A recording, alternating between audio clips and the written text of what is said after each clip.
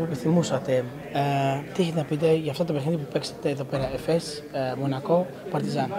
Είμαστε πολύ ικανοποιημένοι που καταφέραμε και κερδίσαμε και αυτό το παιχνίδι. Ήταν πολύ δύσκολα τα παιχνίδια όλα και ειδικά το σημερινό. Είμαστε σε μια πάρα πολύ καλή θέση.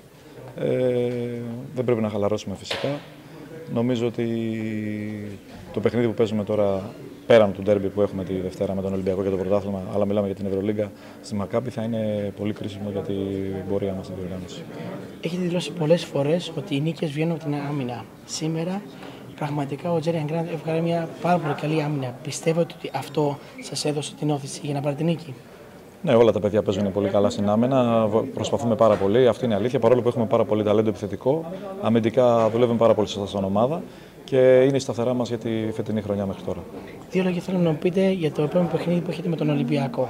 Είναι η ομάδα έτοιμη? Είναι ένα πολύ μεγάλο ντέρμπι. Είναι ένα παιχνίδι που μας ενδιαφέρει πάρα πολύ βαθμολογικά, να μπορέσουμε να κάνουμε άλλη μια νίκη επί του Ολυμπιακού. Πιστεύω ότι θα ξεκουραστούμε, θα δούμε βίντεο και θα είμαστε έτοιμοι για τη Δευτέρα για ένα πολύ μεγάλο παιχνίδι και πάλι. Να είστε καλά.